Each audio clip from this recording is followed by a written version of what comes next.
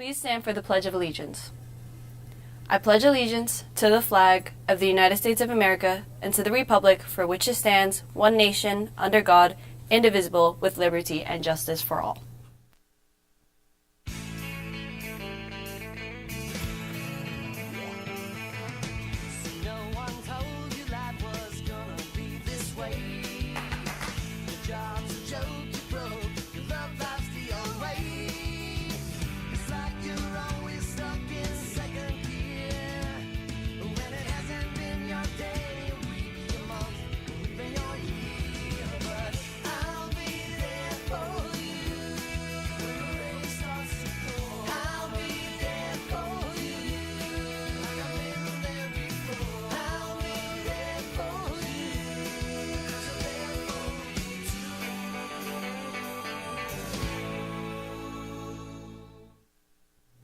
Good morning, Panthers. Today is March 9, 2026, and I am your host, Ella. RPtv hopes you guys are having a great morning so far. To kick off this broadcast, let's see what this week's weather is going to look like.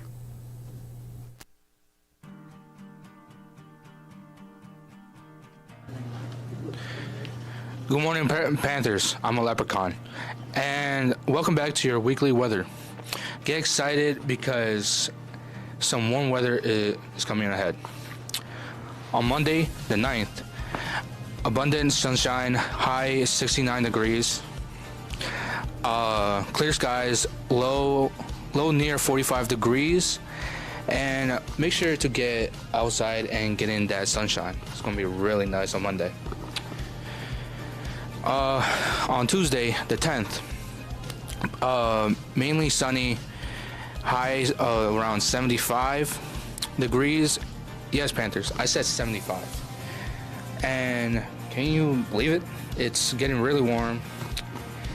And at night, partly cloudy skies, low 52 degrees. Tuesday is going to be like a beautiful day. A really beautiful day. Is going to be 75 and it's going to be a low of 52. So make sure you enjoy it. On Wednesday, the 11th, mostly cloudy in the morning. Then periods of showers later in the day. High of the 68 degrees. Chance of rain is 40%. At night, overcast with rain and showers at times. Low around 47 degrees. Chances of rain is 50%, so bring your umbrellas. On Thursday the 12th, getting colder, Panthers, unfortunately. On Thursday the 12th, considerable clouds early, some decrease in cloudy later in the day, high around 50 degrees and low of 30 degrees. It's going to be a little colder on Thursday, so maybe wear jacket, hoodie. Anyways, on Friday the 13th, yes, the Friday the 13th is in March. It's watch out for Jason. Intervals of clouds and sunshine, high of 44 degrees, and at night cloudy with showers, low near 40 degrees, chances of rain is 50%. And that's your week in weather. We have some awesome spring-like days ahead but we are not out of.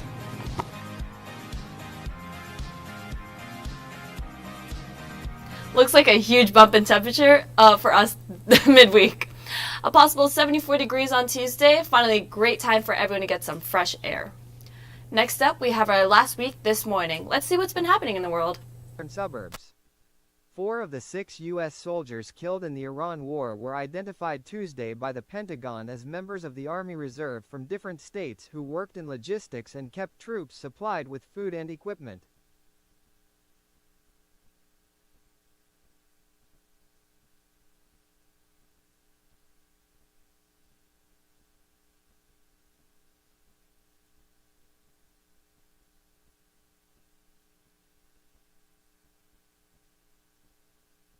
As always, thank you to our team for keeping us updated. It's good to stay on top of what's going on in the world. Finally, since today is Monday, we have a little Mindfulness Monday for us. Roll the clips. Mental Health Mondays, your guide to a healthy mindset. Hello guys, today we are introducing a new segment called Mindful Mondays. This is a raw discussion on mental health. Mental health is just as important as physical health, if not even more so, especially during your teen years. This is a time where we are constantly dealing with school pressure, friendships, relationships, social media, and figuring out who we are all at once. It is a lot to handle and we're expected to handle it in silence, but please know you don't have to. Why mental health matters. The truth is, mental health affects how we think, feel, act, and make everyday decisions. When our mental health is supported, we're more confident, focused, motivated, or able to cope with stress. When it's ignored, it can affect our grades, sleep, relationships, or even how we see ourselves. Here are some mental health facts. About 1 in 5 teens experience symptoms of anxiety or depression in a given period. That means a lot of young people are struggling with feelings that interfere with their daily life. Around 40% of high school students report persistent feelings of sadness or hopelessness at some point in the past year. Many teens who need help don't get the support they need, whether that's because they're unsure on how to ask, worried about what others will think, or don't know where to start. Mental health challenges often start in adolescence. Many lifelong conditions begin before age 18, which means early support can make a huge difference. On the more positive side of things, research shows that teens who talk about their feelings, have supportive people around them, and practice healthy coping skills are more resilient and better able to manage challenges. Getting help, whether from friends, family, counselors, or trusted adults, actually makes a difference. A reminder that we have many resources within Roselle Park High School. All teachers are trained in teen mental health first aid, which helps the staff recognize a mental health challenge versus a mental health crisis. All juniors will receive teen mental health first aid training and will be certified if they complete the training. Our guidance counselors can offer support and referrals for outside counseling. We also have the Crisis Center, where juniors and seniors who are trained as peer counselors. Miss Longo is in the Child Study Team office across from the library, and she is a psychologist. Ms. K is a social worker that we have in the school. We encourage all students to identify a trusted adult both in and out of the building, and we provide suicide prevention lessons for all freshmen. We encourage every student to put the number for the suicide prevention hotline, 988, in their cell phones, which is also on the back of your IDs. We had a well-being fair in the beginning of the year that provided community service questions. We have a partnership for Change, Come and Meet with our sophomores to address healthy relationships. And last but not least, we have a program called NJ4s for students who would like to come to have a therapist who comes to the school and can provide 8 to 10 free sessions for available for students. This is a reminder that you are not alone and help is available. Let's break the stigma around mental health and support each other. Hi, this is Mr. Megals. I teach multiple classes. What do you need to know? The best advice you would give to teenagers about mental health? The best advice. Well, you guys have a lot of support here between Mrs. K and the counseling center, the crisis center. Those are all good. Make use of those, and don't be afraid to ask for help. Everybody's willing to help around here, so that's the best advice. Don't be afraid to ask for help. Don't feel like you have to hide anything.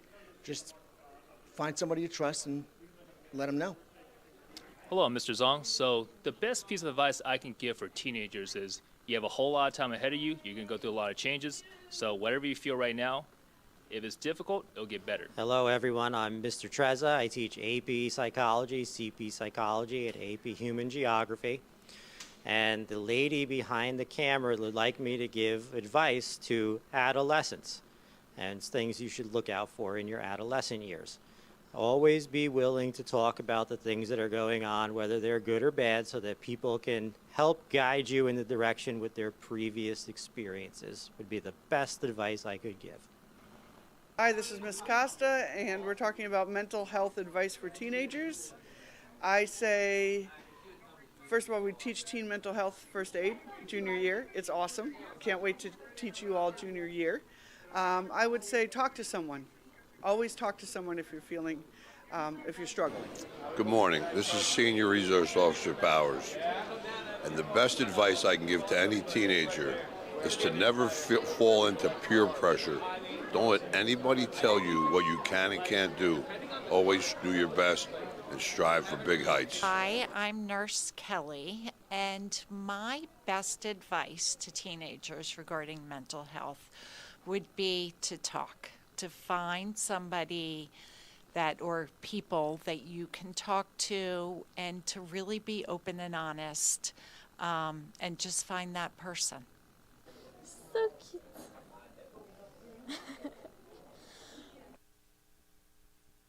Okay.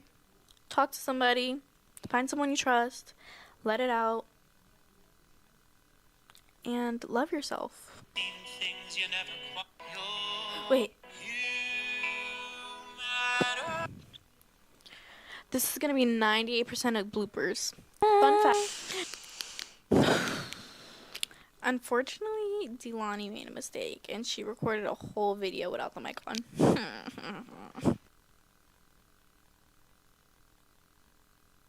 Bye bye. Give me a second.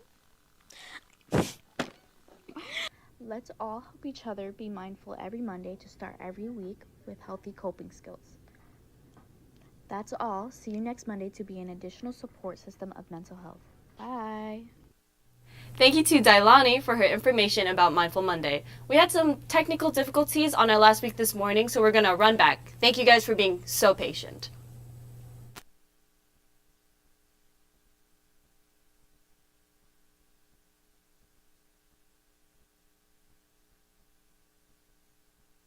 Several hours into former President Bill Clinton's deposition here in Chappaqua, New York, we know that he has denied any wrongdoing on his part, denied having had any knowledge about Jeffrey Epstein's crimes, and lawmakers that came out to offer a briefing, an update on how the deposition has been going. They said that at one point, Bill Clinton was asked whether the current president, Donald Trump, should be brought in for questioning, and that Bill Clinton said that that's a decision for the committee to make, but that he wasn't aware of anything that Donald Trump has told him that indicates that he was involved in any wrongdoing. In launching the war Saturday, the U.S. and Israel targeted Iran's leadership, missile arsenal, and nuclear program.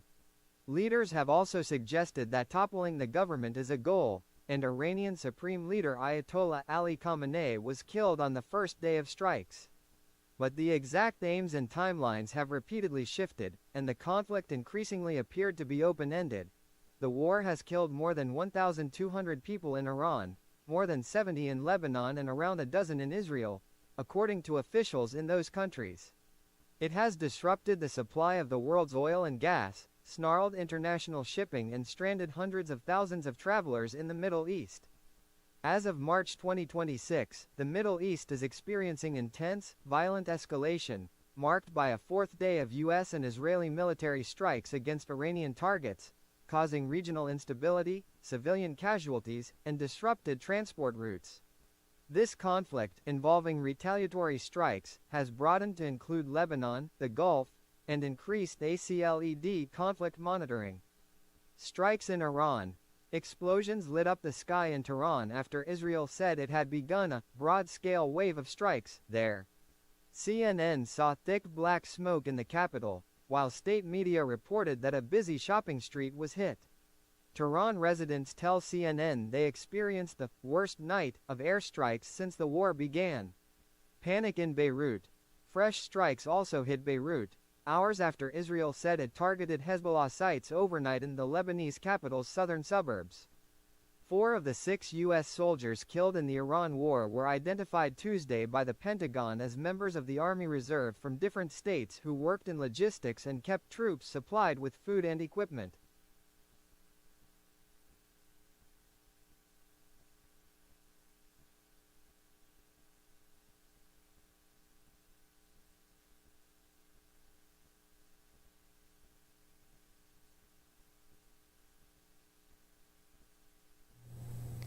And that will be a wrap to today's broadcast. We will see you all tomorrow. Bye, Panthers. We're just floating so wild and free, and it all makes sense to me. If